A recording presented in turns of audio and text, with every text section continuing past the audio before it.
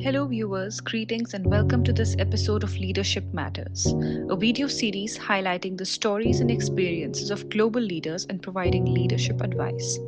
The series is hosted by Avinash Ananda, a recognized leadership advisor, happiness strategist, and a motivational keynote speaker. Over the course of more than 30 years, Avinash has personally mentored more than 1,000 leaders and trainers and trained more than 1 million individuals from all walks of life in 30 countries. Our special guest for today's episode is Sonica Aron, founder and managing director of Marchingsheep. With over 20 years of experience in HR and diversity and inclusion, Sonica has designed one of the most advanced D&I frameworks to address real issues faced by individuals of underrepresented groups. An XLRI Jamshedpur postgraduate and certified coach, she has worked with companies such as PepsiCo, Vodafone, Roche Diagnostics India, neighboring markets, and ICI Paints. Before founding Marchingsheep in 2013, she was the head of HR for Philips in India. As a mother of two, she established Marchingsheep with a vision of making a difference in people's lives and careers and promoting respect and equality for all.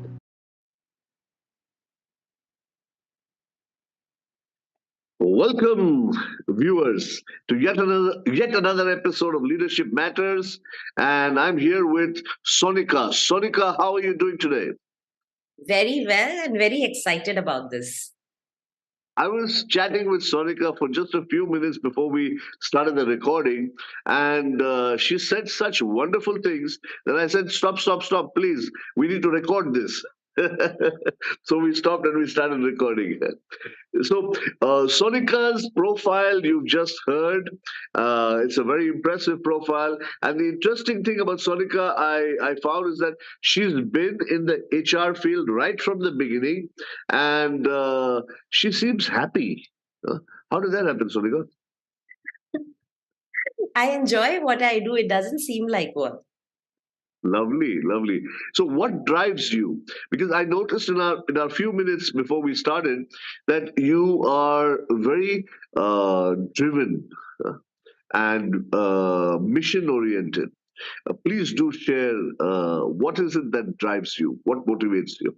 What makes you so happy What makes me so happy? at work? So the work we do,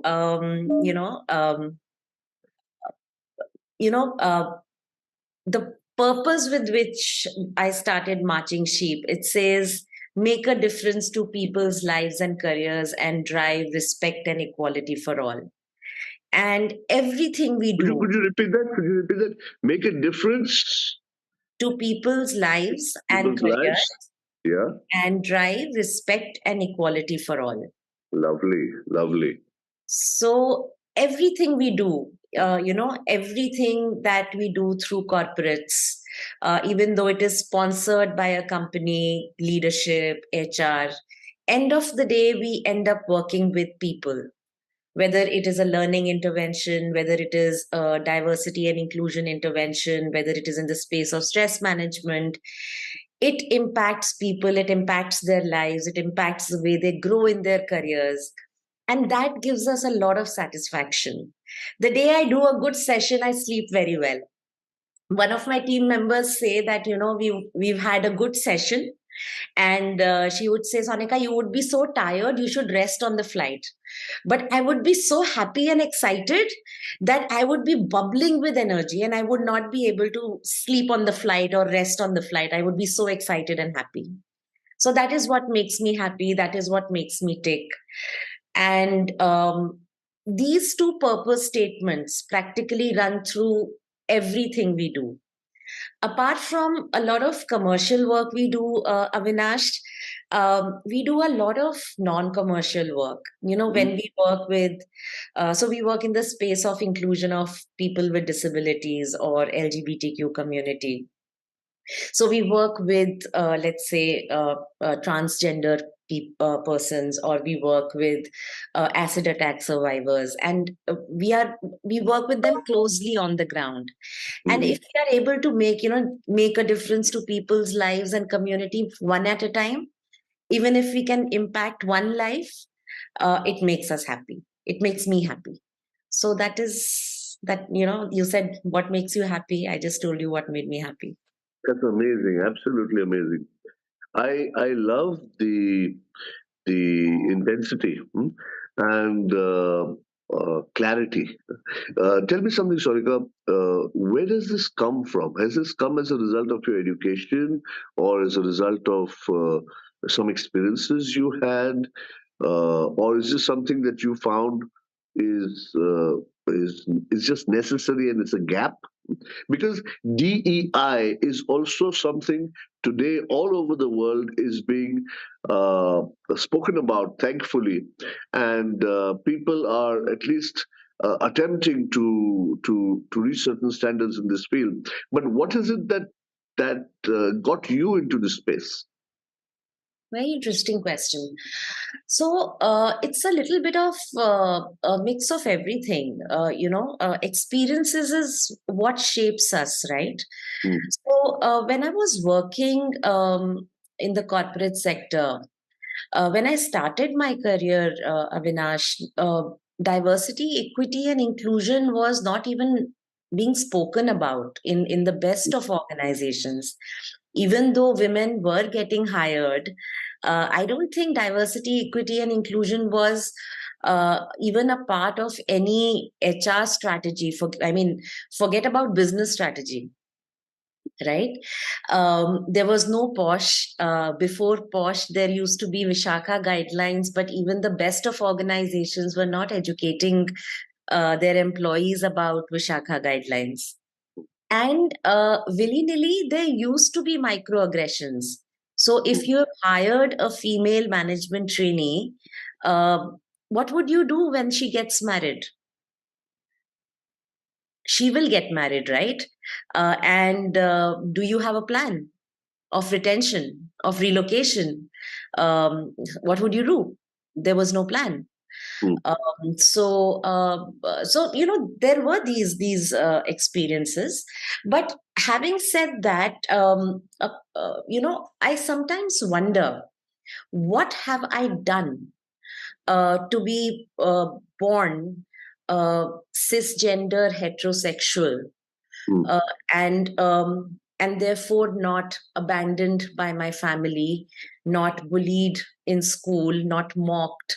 I was not forced to leave home, not forced to beg on the streets, not forced into sex trade. Now, this is a privilege that I have not earned, right?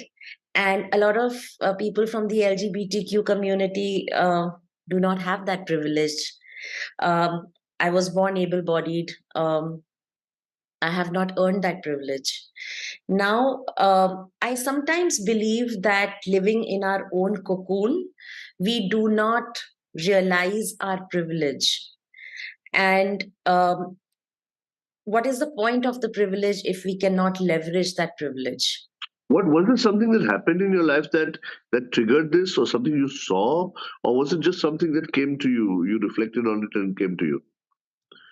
I think, when I started Marchingsheep, this is a space which helps you evolve when you are consulting, meeting with people, getting involved with them, really getting curious, really wanting to, making a difference. Mm, The more I got involved and the deeper I got, I evolved with it. mm, And I learned with it. I mm, grew with it.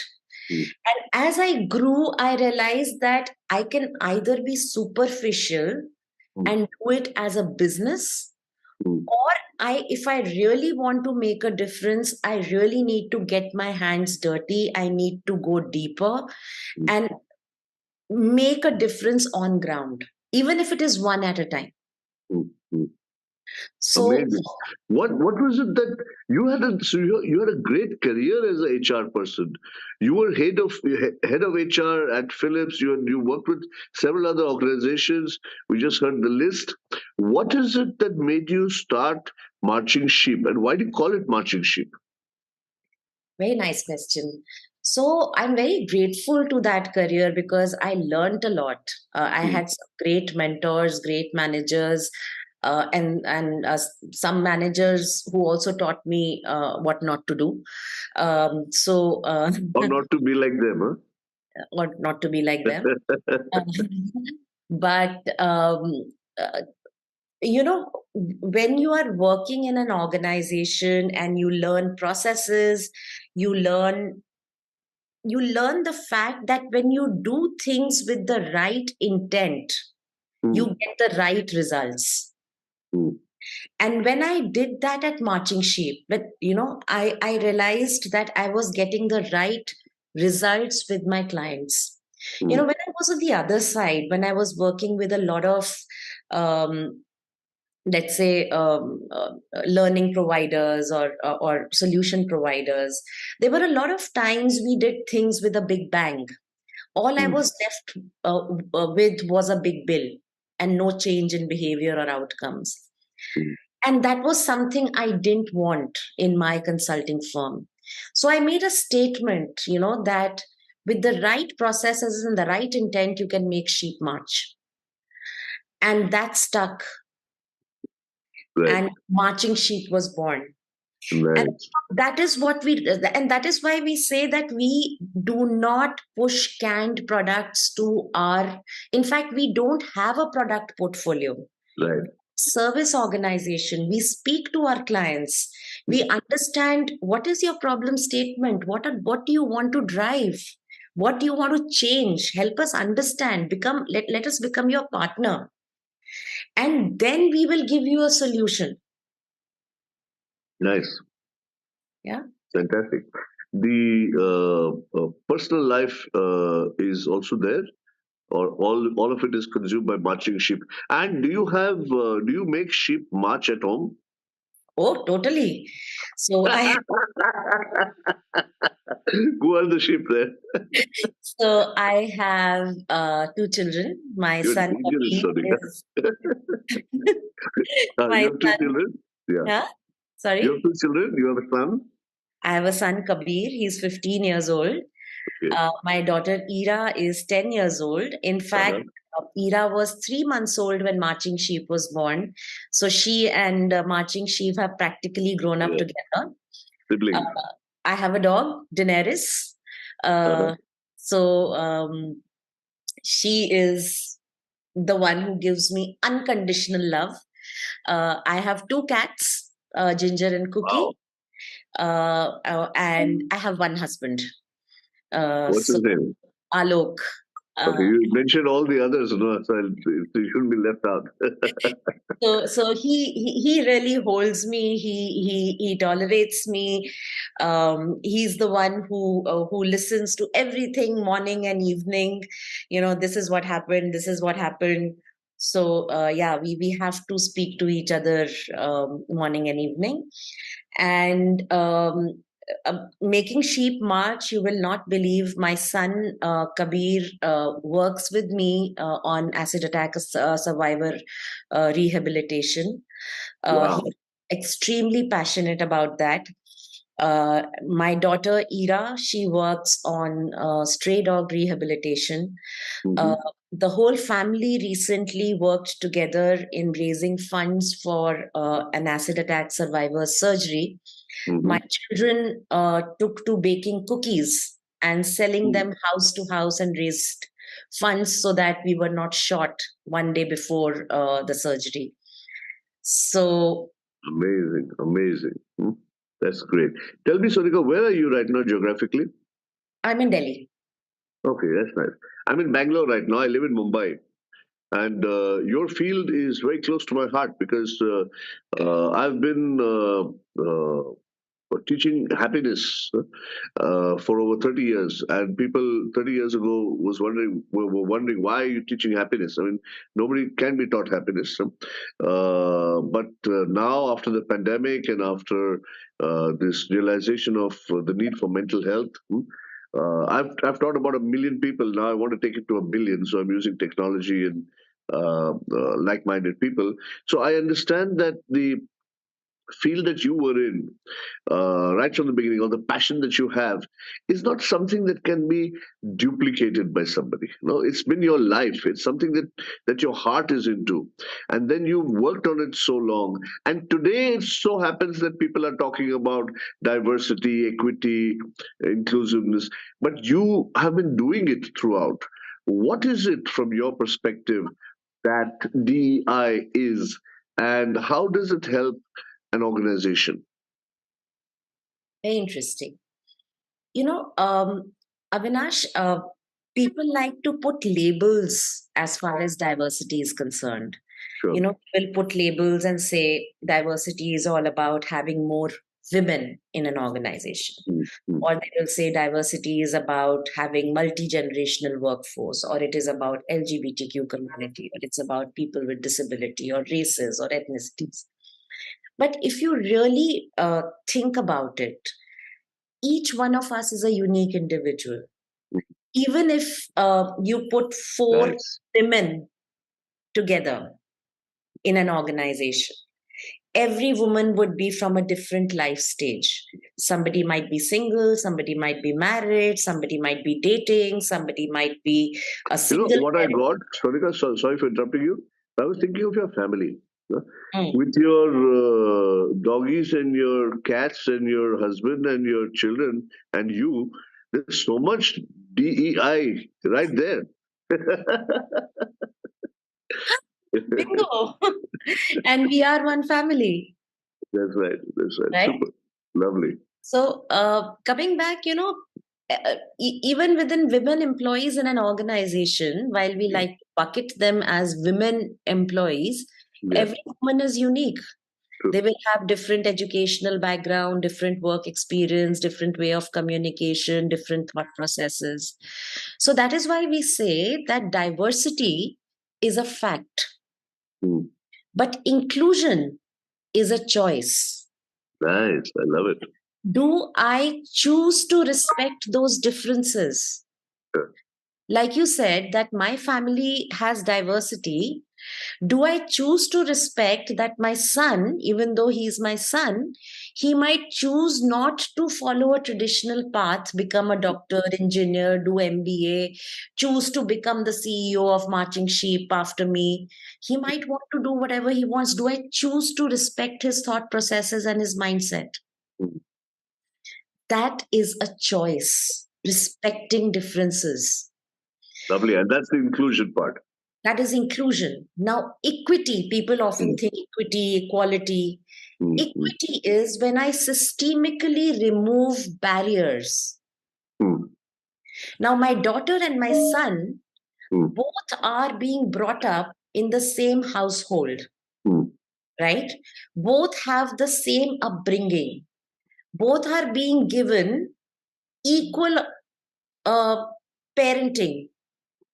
But when I say that, kiddos, you have a choice. Mm. What extracurriculars you want to do? I am not saying, okay, there is debating, there is soccer, there is XYZ, these 5 choices, इसी में से choose करो. Choose Mm-hmm. out of these 5. Mm. Because this is the policy of the house. Mm. So systemically, I am forcing them to choose. Mm. But if I systemically remove barriers and say, what is your interest? How is it that you want to grow? Mm. That is equity. Mm.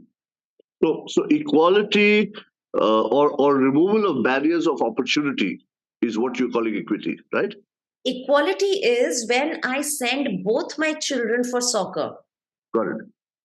Equity is when my son says, I don't like soccer, I like debating. Sure. So And it's I said, so beautiful because all of it is connected in some way with respect. yeah. Hmm? And then when D, E, and I intersect, Hmm. the outcome is belonging. Hmm. Nice. So diversity is a fact, inclusion is a choice, equity is action because Hmm. it requires you to systemically remove barriers, Hmm. Allowing them to choose. allowing them to choose.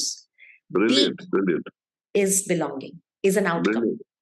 If you really think about it, Sonika, even our country, as a country, I'm not talking about the politics of it, it has got so much of diversity and inclusion.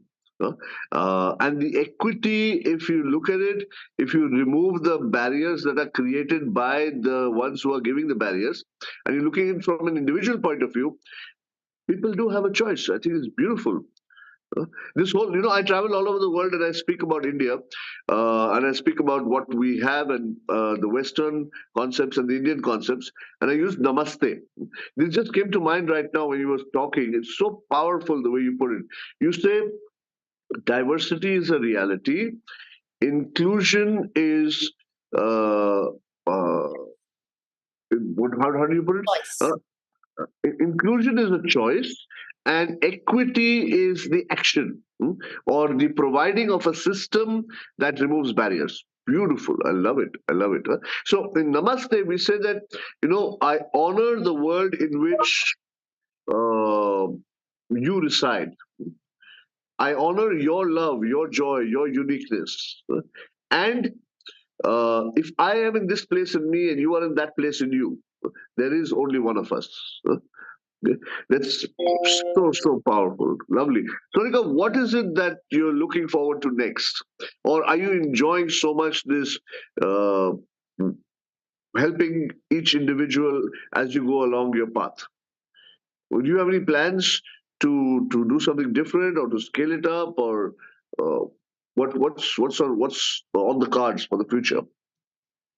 We have been continuously growing, Avinash. We are already doing interventions across all continents. We've delivered in more than 80 countries, and we intend to continue growing. We are expanding as we speak. I'm hiring. Lovely, lovely. Are you Uh, more of a leader at this stage? Do you see yourself more of a leader or more of a facilitator or change catalyst? What are the roles that you play, and which is the role that you like the best? Very difficult question. I think Find I'm out. a facilitator.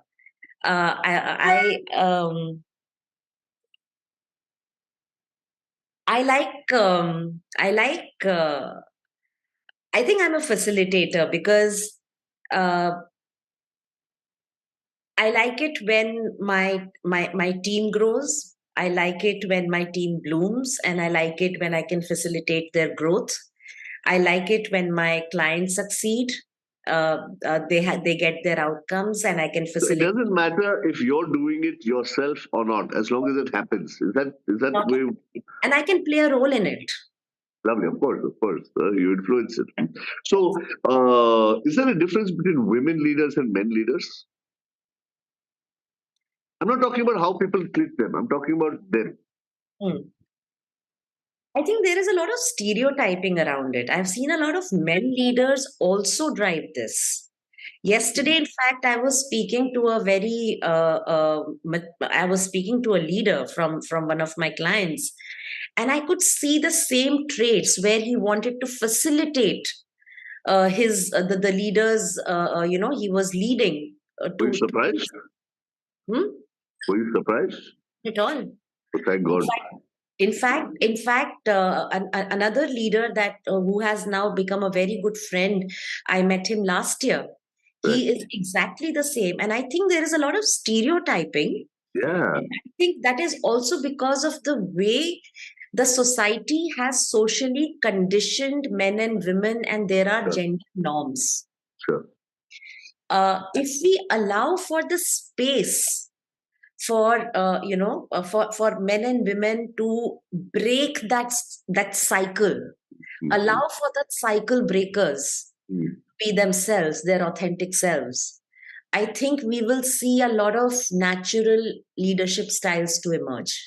Amazing. Uh, I loved what you said earlier about the fact that none of us who are able bodied or who are of a particular orientation have played any role to deserve whatever we have in terms of any privileges or any orientation. What is the role of luck in life, according to you? Destiny, luck It in can change success. at any time. Don't take it for granted. Uh-huh. Be grateful. Right. And I think there are good times and there are bad times for everyone. Life is never a straight line. Because this is beautiful. When you make sheep march, you're taking life in your own hands, or you're taking even their growth in your own hands. Uh, but then you talk about luck. How do you reconcile these two things? It's a lot of responsibility, Avinash. Mm, When COVID struck, from a flourishing business, overnight we became zero revenue. mm, I had sleepless nights. It was not mm. about me, it Yeah, was about the all the team, people do it. Yeah. right? How big And is your team? imagine the fear that how will I give them salaries? Mm, And I did not want to let them go. They were mm, good people.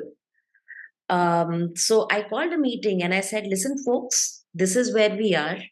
I promise you, I am not going to terminate anybody's employment. I promise nobody is going on furlough. I promise nobody's salary is going to get cut. But we are going to work very hard.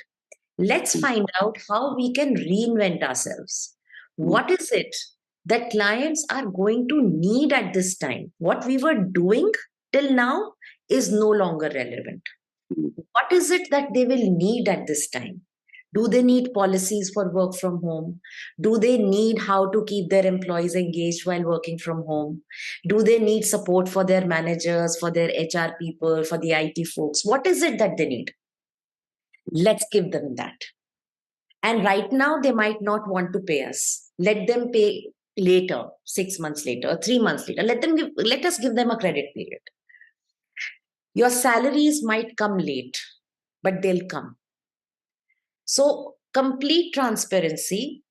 And I did not lose a single person, and How we big was your team then? 5 people, How big is it now? Is it grown or no?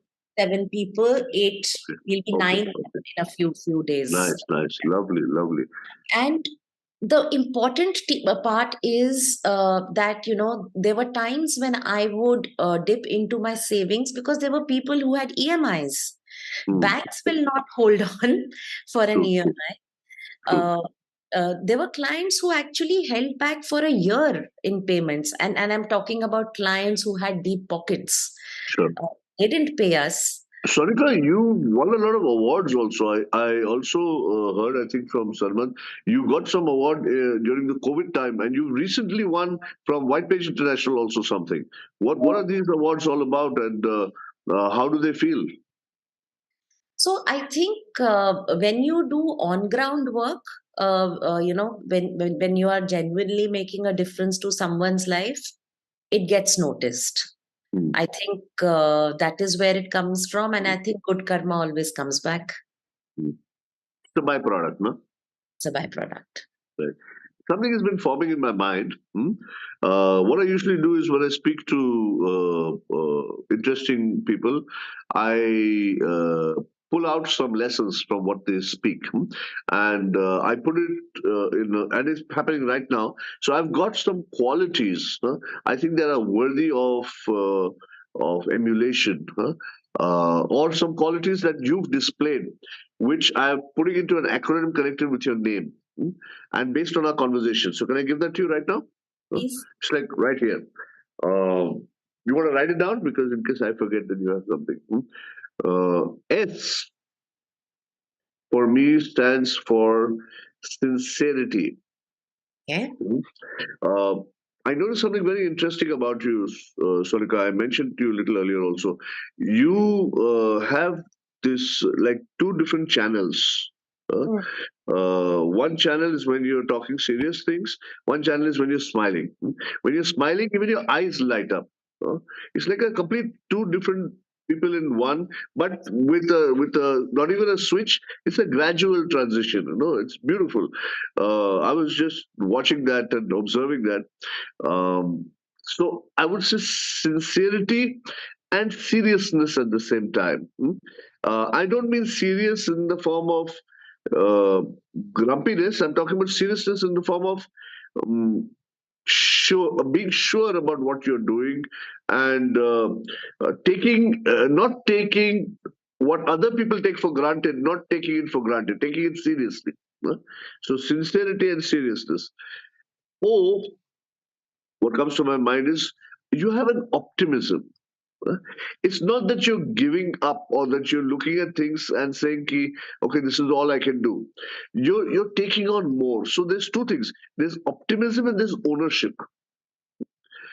Uh, my mother always used to tell me, uh, actually still tells me, हाँ, गधे को तुम बेहतर गधा बना सकते हो तुम्हारे ट्रेनिंग से, घोड़ा नहीं बना सकते. हाँ?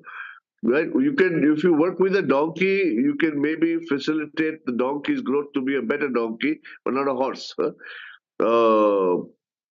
Sheep marching, wow, amazing. Huh?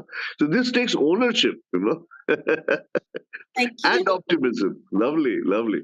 The end that comes to my mind is need-based value addition. It's a very long thing, but you look at what the person needs and give them what they need instead of going with a bag full of goodies and asking them to choose amongst that. And this need-based value addition, somewhere in my mind, strangely aligns with your whole thing of uh, equity, which is choice. Yeah. You're giving them a choice to solve their problems, and you do it for them. It's all they oriented, it's need based. That's powerful. And the other end that comes to my mind is nice. You're genuinely a nice person. Nice people on this planet, you and your lovely family, including your dogs and cats. Um, I is intensity. There's great intensity in whatever you say, in whatever you do. God bless the people who are not able to take that intensity, because that intensity comes from intensity comes from a passion. No? But that passion, in my experience, cannot be always understood by everybody. It could be misunderstood as aggression or could be misunderstood as impractical. But I think it's brilliant because the world needs it. Intensity. The other eye that comes, I'm giving you two for each. Huh? Other eye that comes is integrity. You're very aligned in what you believe and what you do. You live a life of integrity. I don't think you'd be comfortable if any one thing was off.